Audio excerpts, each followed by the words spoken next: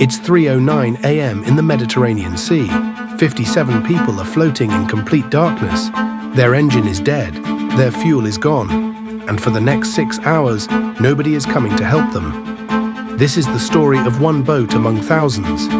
Every year, tens of thousands of people risk everything to cross the Mediterranean Sea to reach Europe. It's become one of the world's deadliest migration routes, but European governments say their new policies are working.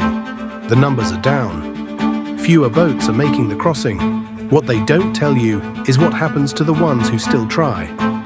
August 14th, 4 a.m., Zawiya, Libya. Under cover of darkness, 57 people gather on a beach. Among them, 28 men, 8 women, and 21 children. The youngest is just 7 months old. Most of the children are traveling alone. They're about to squeeze into a 10-meter rubber boat designed for 10 people maximum. They're carrying 5 times that number. The boat has a 40-horsepower engine. Maritime experts say a boat this size needs at least 250 horsepower. It's like trying to power a truck with a motorcycle engine. They need 500 liters of fuel for the journey, but with so many passengers, there's no room. The boat can barely move at 4 knots, walking speed.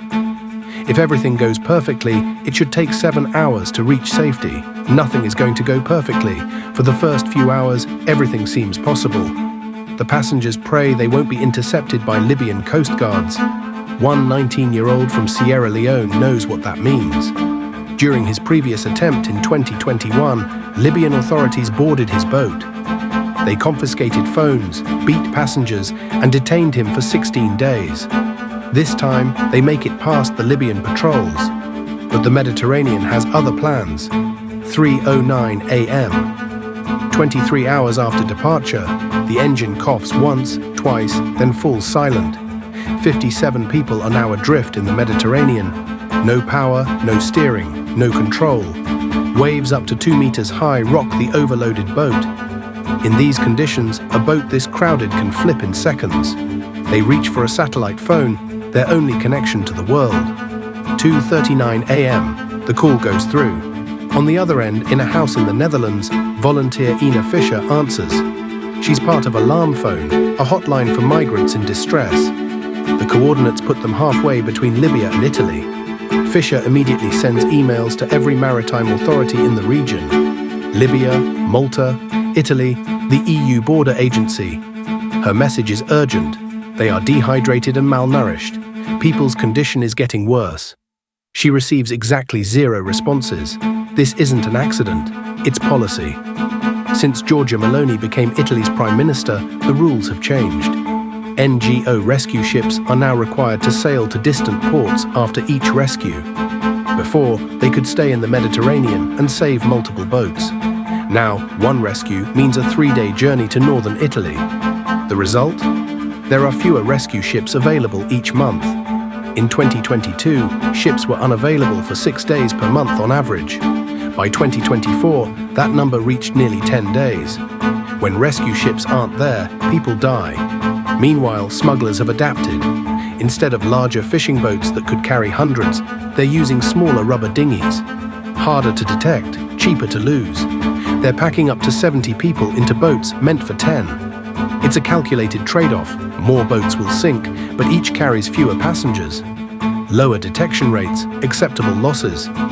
The EU calls this progress. The smugglers call it business. For the people on the boats, it's a death sentence delayed. International law requires ships to rescue people in distress at sea. But there's a problem. The Mediterranean is divided into search and rescue zones. Libya's zone, Malta's zone, Italy's zone, Tunisia's zone. Each country is supposed to coordinate rescues in their area. Libya's Coast Guard is funded and trained by the EU. But Libya isn't sending ships to help. Malta isn't responding to emails. Italy is busy with other priorities. The boat is in Malta's zone, but Malta is silent. With no government help coming, the only option is private charity. The MSF ship J.O. Barents is 140 kilometers away. They immediately change course and head toward the distress signal. A French group, Pilotes Volontaires, launches a surveillance plane from Lampedusa. These are volunteers, funded by donations, filling the gap left by governments. At 7:06 a.m., 4 hours after the engine died, they finally spot the boat. 57 people still alive, but barely. 8 will be treated for chemical burns from sitting in fuel-mixed seawater. The rescue takes 2 hours. As MSF speedboats approach, the migrants wave frantically. They're terrified the boats might be Libyan forces coming to drag them back.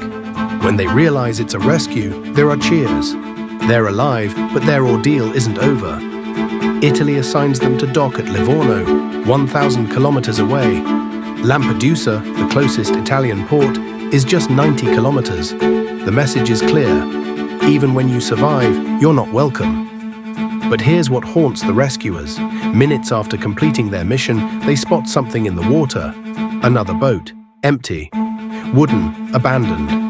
There's no sign of what happened to its passengers, no records, no survivors, no answers, just another ghost ship in the Mediterranean.